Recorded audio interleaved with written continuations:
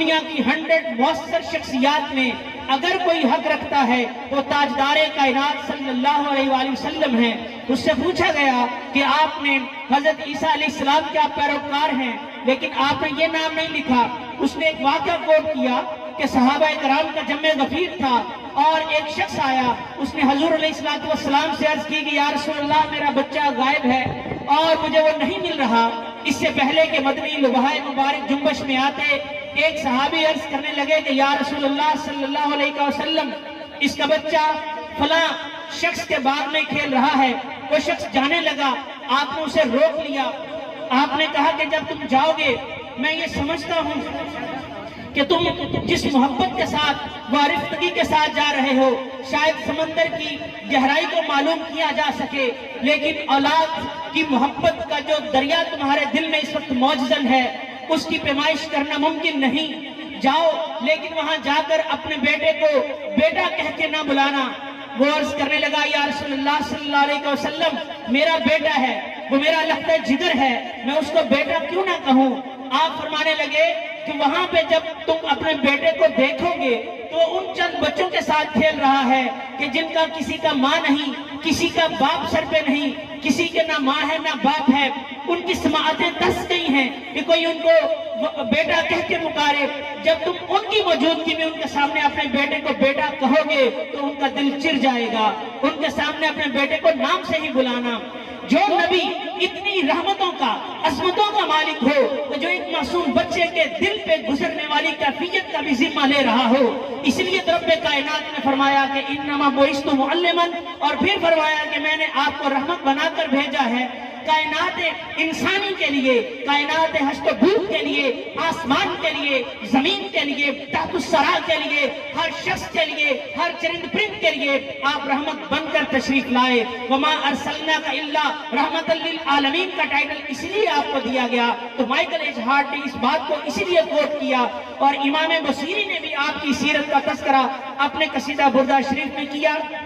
اسی سیرت کے موضوع پر گفتگو کرنے کے لیے میں دعوت سخن دے رہا ہوں عابد زاہد کو کہ وہ please come on the stage پہ آئیں اور 10th کلاس کی طرف سے سیرت النبی صلی اللہ علیہ وآلہ وسلم کے موضوع پر لب کشائی کریں۔ الحمدللہ رب العالمین والصلاة والسلام علی سید المرسلین، اما بعد فاعوذ باللہ من الشیطان الرجیم، بسم اللہ الرحمن الرحیم، قل ان کنتم تحبون اللہ فاتبعونی یحببکم اللہ ویغفر لکم وذنوبکم واللہ غفور رحیم۔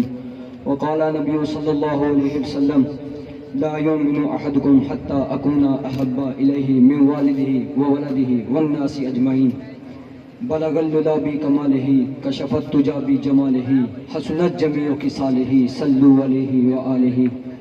نہایت ہی واجب الاحترام صدر محفل، استاذ اکرام اور میرے ہم مکتب ساتھیوں، السلام علیکم ورحمۃ اللہ وبرکاتہ۔ اللہ تعالیٰ کی حمد و ثنا اور محبوب کائنات محمد رسول اللہ کی طرف تعریف و تصنیف کے بعد دعا ہے کہ مجھے اللہ تعالیٰ حق بات کہنے کی توفیق عطا فرمائے۔ حضرات گرامی، میں نے آپ کے سامنے قرآن مجید کی ایک آیت اور سایہ ستہ کی ایک حدیث کی تلاوت کی۔ پہلے میں ان کا آپ کو ترجمہ بتاؤں گا اور پھر مختصر سی تشریح پڑھ کر بتا کر اجازت چاہوں گا۔ اللہ تعالیٰ کا ارشاد ہے قل ان کنتم تحبون اللہ فاتبعونی یحببکم اللہ ویغفر لکم وذنوبکم واللہ غفور رحیم۔ اے محبوب نبی، فرما دیجئے اگر تم اللہ سے محبت کرتے ہو تو تم میری اتباع کرو اور پیروی کرو، تو اللہ تم سے محبت کرے گا اور تمہارے سارے گناہ بخش دے گا، بے شک خدا بخشنے والا مہربان ہے۔ اور حضور نبی کریم صلی اللہ علیہ وسلم نے ارشاد فرمایا تم میں سے کوئی شخص اس وقت تک مومن نہیں ہو سکتا جب تک وہ سب سے زیادہ مجھ سے محبت نہ کرے۔ حضرات گرامی غور کیجئے، اللہ تعالیٰ نے ارشاد فرمایا اگر میری محبت، بخشش، مغفرت اور رحم و کرم چاہتے ہو تو میرے نبی کی غلامی کر لو۔ جیسا کہ شاعر نے کہا ہے محمد کی محبت دین حق میں شرط اول ہے، محمد کی محبت دین حق میں شرط اول ہے، اسی میں ہو اگر کامی تو دین نامکمل ہے۔ محمد کی محبت ہے سند آزاد ہونے کی، محمد کی محبت ہے سند آزاد ہونے کی، خدا کے دامن توحید میں آباد ہونے کی۔ اب آئیں حدیث مبارکہ کی طرف۔ تو خاتم النبیین جناب محمد رسول اللہ نے ارشاد فرمایا صرف میری محبت ہی ہے جو تمہارے مومن ہونے کی گارنٹی ہے، اور اس میں شرط ہے کہ محبت بہت گہری اور لامحدود ہونی چاہیے، اس میں کوئی شریک نہ ہو، اس میں کوئی شریک نہ ہو۔ اس محبت میں گہرائی، اس محبت کی گہرائی اتنی ہو والدین، بہن بھائی، اولاد، عزیزوں اور قارب سے بھی زیادہ محبت ہو۔ سوال پیدا ہوتا ہے کہ والدین سے بھی زیادہ محبت ہونی چاہیے، تو جواب ملے گا جی ہاں، والدین سے بھی زیادہ محبت ہونی چاہیے، کیونکہ وہ نبی ہم سے ہمارے والدین کی نسبت زیادہ محبت کرتے ہیں، ہماری اولاد سے زیادہ ہم سے محبت کرتے ہیں، ہماری بہن بھائی سے زیادہ محبت کرتے ہیں، بلکہ ہماری ذات کی نسبت بھی ہم سے زیادہ محبت کرتے ہیں۔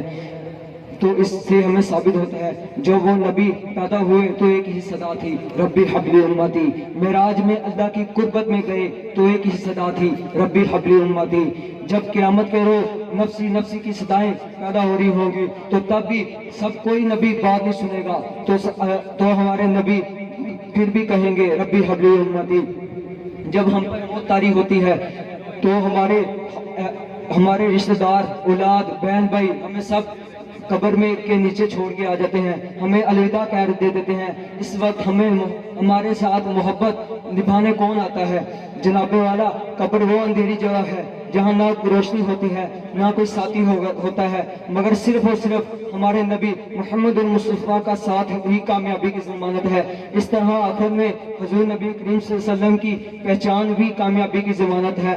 ابھی نبی کی محبت کو مضبوط کرنا چاہیے۔